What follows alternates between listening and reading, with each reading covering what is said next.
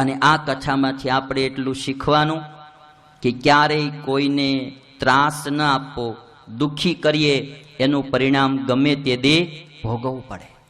આ ખર અને દૂષણ ઋષિઓને હેરાન કરતા હતા, તો આજે એમનો પણ બધાનો સંહાર થયો છે.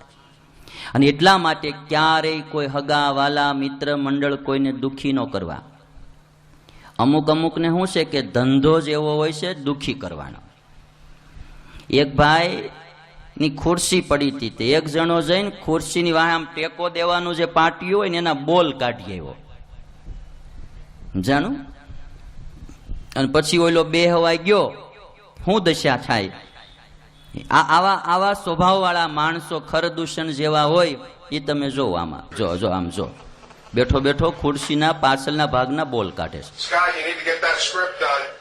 હવે આવડો બિચારો ચા પીતો પીતો આવ્યો,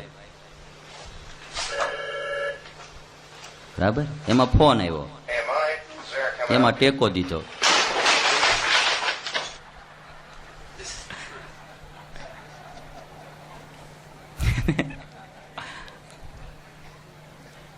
આવા હાવ કાંઈ લેવા દેવા વિના, હાવ લેવા દેવા વિના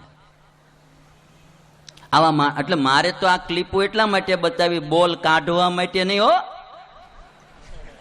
હવે તમને એમ થાય કે આવું કર્યા જેવું છે એમ.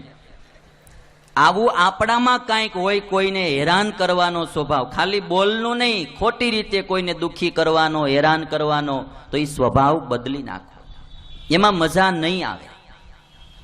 આ મંથરા, શૂરપંખા, આ બધાના જીવનમાંથી આપણે એ શીખવાનું છે કે આવા દુષ્ટ સ્વભાવ છોડવા.